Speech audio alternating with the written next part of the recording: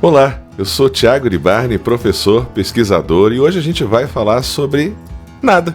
Olha só que legal, vamos conversar sobre nada nesse episódio de Falando Sozinho. Bora lá?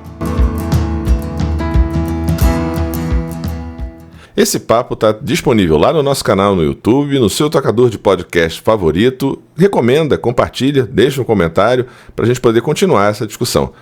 Vamos começar aí falando sobre esse conceito de nada, né, de vazio, sobretudo ali começando com o taoísmo, né, Lao Tse, significando aí Wu Wei, a não ação, ou ação sem esforço, né, a ideia de você discutir o vazio, né, como um espaço para a espontaneidade, para a harmonia dentro da natureza. O Lao Tse tem uma frase mais ou menos o seguinte: a utilidade do vazio está no espaço vazio que ela contém. O que acontece com a gente no nosso cotidiano, né? Somos convidados a nos ocuparmos o tempo inteiro, a fazer tarefas, criar agendas, planners e tudo mais, e uma vida talvez bem-sucedida, não só em sentido profissional, mas de modo geral, é uma vida ocupada, atarefada, e acho que a gente pode repensar algumas questões nesse sentido. E dentro da filosofia a gente também pode chamar o Jean-Paul Sartre, né, com a ideia de consciência do vazio, que pode levar à autenticidade, ao autoconhecimento. O argumento de nada em Sartre remonta a Heidegger, né? Heidegger lança o ser e o tempo, Sartre o ser e o nada como algo fundamental para a existência humana, né? Nós nascemos no nada. Um nada enquanto possibilidade total e absoluta. Não há Deus, não há livro sagrado, não há predestinação, não há certo e errado. Há sim um nada de possibilidades, que na verdade é um todo de possibilidade. A gente está condenado a ser livre em relação a esse vazio. E aí, voltando um pouco para a cultura oriental, a gente poderia chamar o conceito de shunyata, ou vazio, que implica na ausência do eu. Essa é a parte bem interessante, né? O eu como aquele que percebe o mundo que você percebe, o mundo que eu percebo, é expressão do nosso ego, do nosso eu.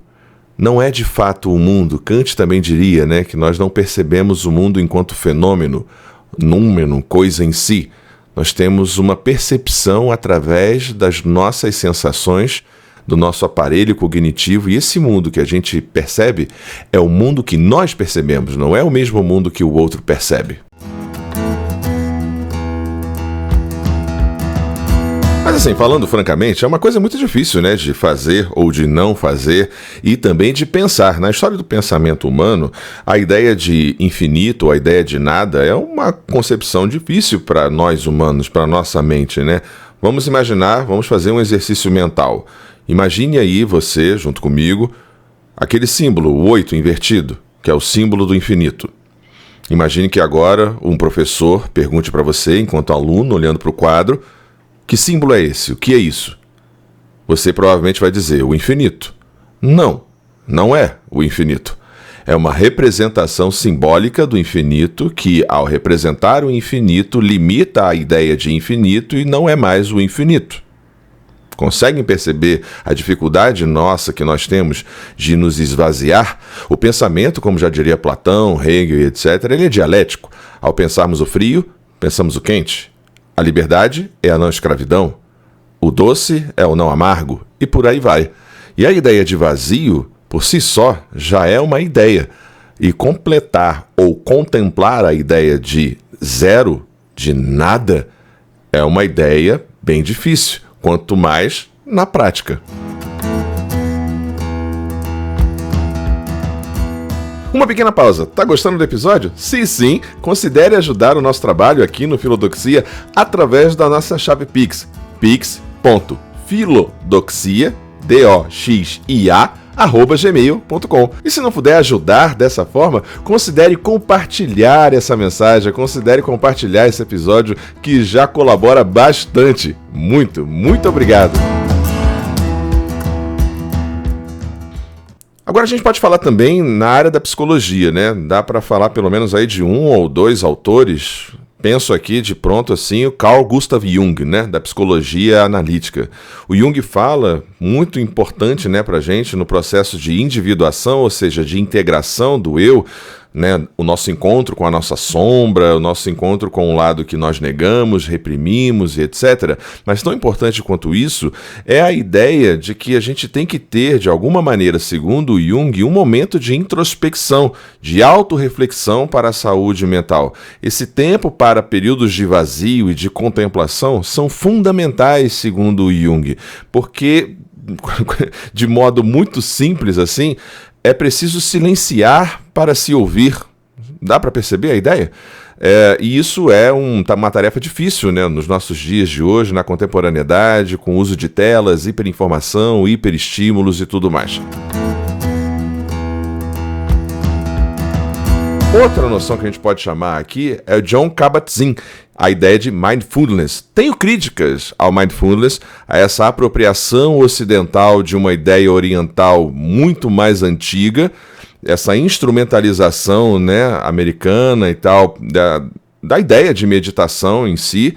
Tenho minhas críticas e minha reserva a esse tipo de prática ou de abordagem como terapia, mas é interessante a gente pensar nisso a partir, claro, remontando a cultura oriental, obviamente, não essa instrumentalização, mas tem sim seus benefícios. E basicamente a ideia do mindfulness é uma noção de estarmos presentes no presente. A mente está completamente integrada e uma atenção plena. Isso é muito difícil em uma era de hiperestímulos, como eu já falei anteriormente, né? Para você reduzir o estresse, a ansiedade, aumentar a sensação de bem-estar, a atenção plena seria uma via, seria um canal, através da prática de técnicas de meditação, não exatamente taoístas ou budistas, mas variadas, que podem ser diferentes de instrutor para instrutor, mas que nos ajudariam a ter uma certa serenidade, um certo não estresse mais efetivo, porque a gente estaria de alguma forma menos atribulado, com o pensamento menos confuso, menos ocupado.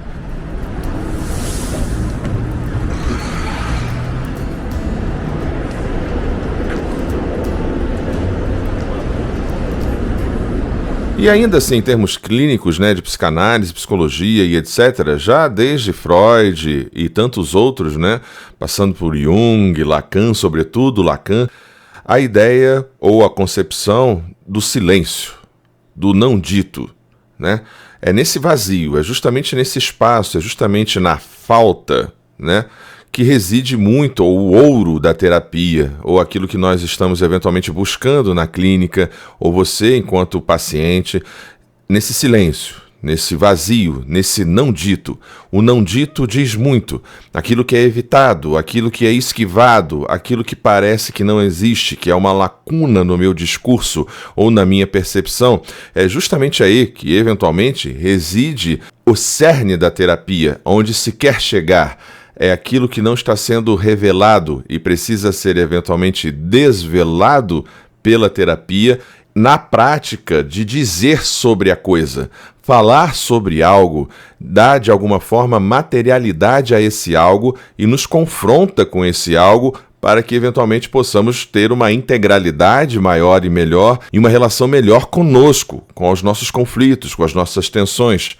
Terapia não é sobre parar de sofrer, como diria Contardo Caligares, o saudoso Contardo Caligares, mas sim sobre sofrer melhor, aprender a sofrer, sofrer na medida certa, né? Aprender a sofrer é uma ideia que é bastante curiosa e ajuda a gente a pensar nesse não dito, nesse nada, nesse oculto que está ali quando não falamos sobre algo ou reprimimos esse sentimento ou essa memória que pode nos ajudar, muito provavelmente, a nos integrar, a nos tornar uma pessoa, um sujeito mais completo. E para finalizar, a gente pode pensar aqui na discussão, né, que está acontecendo ao redor do mundo e também no Brasil, o fim da escala 6x1, onde se trabalha 6 dias e se descansa 1, geralmente no domingo. A proposta mais progressista é uma proposta 3x4 ou 24x72, que já existe inclusive para militares, por exemplo. Militares e trabalhadores de setor médico trabalham 24 por 72 horas, né? Trabalham 24, folgam 72, dado o estresse dessas atividades. E é engraçado ver setores que são privilegiados, que trabalham muito pouco, como o nosso legislativo brasileiro, que trabalham no 3x4, questionando, criticando que a economia vai fechar e acabar e etc. Mas a política é um tema para um outro momento. E aqui eu acho que eu gostaria de chamar a ideia de ócio criativo, né, em Domenico De Masi. O Domenico De Masi, ele já trabalha essa ideia, né, pensador italiano, trabalha essa ideia já de aliar o trabalho a períodos de ócio, a períodos do nada fazer, mas um nada produtivo, um nada que trabalhe com o lúdico, trabalhe com a arte, trabalhe com o extravasamento de sensações do sujeito. É justamente nesse ócio, nesse período desse ócio criativo, que muito provavelmente, pensando aí numa escala 3x4, por exemplo, onde o trabalhador teria mais descanso, mais sossego para si, para sua família, eventualmente, seria nesse momento do ócio criativo, que pode ser dentro da jornada de trabalho, por exemplo, que o trabalho se fixaria, que o trabalho ou as ideias ganhariam espaço, teriam um momento de reflexão e, eventualmente, soluções novas e criativas poderiam ser encontradas dentro desse momento de um ócio, jogando um videogame, jogando pinball, parando para descansar, lendo um livro, tirando aquela soneca e tal, e na hora de voltar para o trabalho, isso já a neurociência já comprova, ajudaria no próprio desempenho do trabalho daquele sujeito, né? É uma questão, por exemplo, que já é comprovada pela neurociência, né? Que tem vários estudos que comprovam essa importância do ócio criativo para uma maior produtividade, não só no trabalho, mas de modo geral.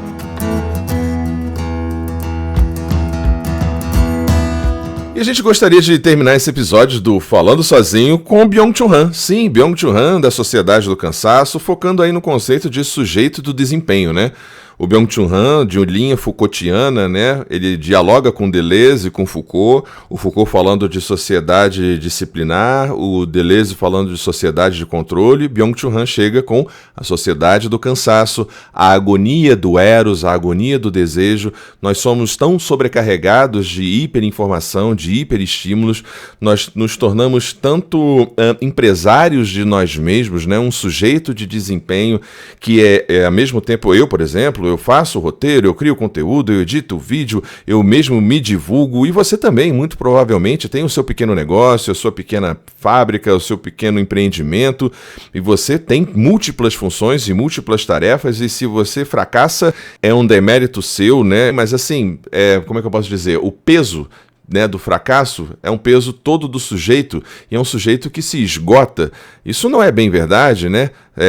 Para você não ter sucesso no YouTube, como é o meu caso, ou no Instagram e etc., você tem outros meios de produção, né, como a própria Meta do Zuckerberg, os Jeff Bezos com a Amazon, os algoritmos e etc., aqueles que pagam mais para serem promovidos e vistos. Então não é só um demérito do sujeito, e a gente vai nessa lógica de sujeito, de desempenho, se ocupando cada vez mais, e aí vamos parar para pensar numa frase terrível, tenebrosa. A frase é: trabalhe enquanto eles dormem. O que é isso? Que coisa nefasta é esta?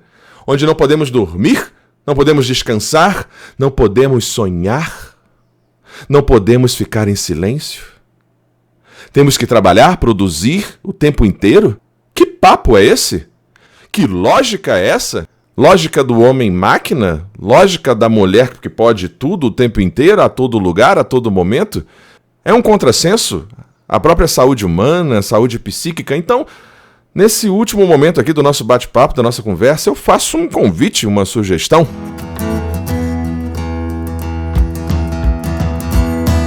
Uma sugestão quase que religiosa, diria eu.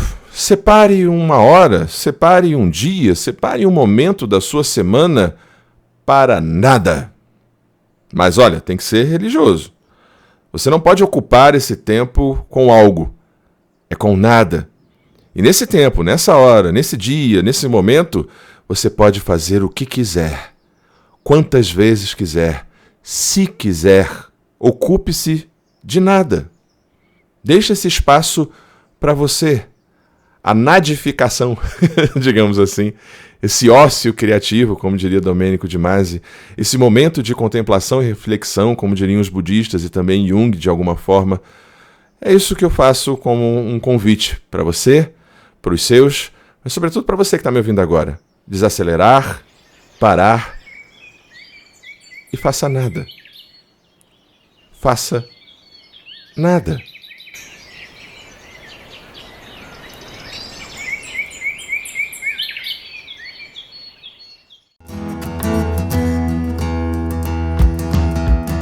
E esse foi mais um episódio do podcast Falando Sozinho, do canal Filodoxia. Comigo, professor Iribarne. Se você gostou, compartilhe esse episódio com quem você acha que gostaria. E também, se puder, ajude-nos na chave Pix, pix.filodoxia@gmail.com.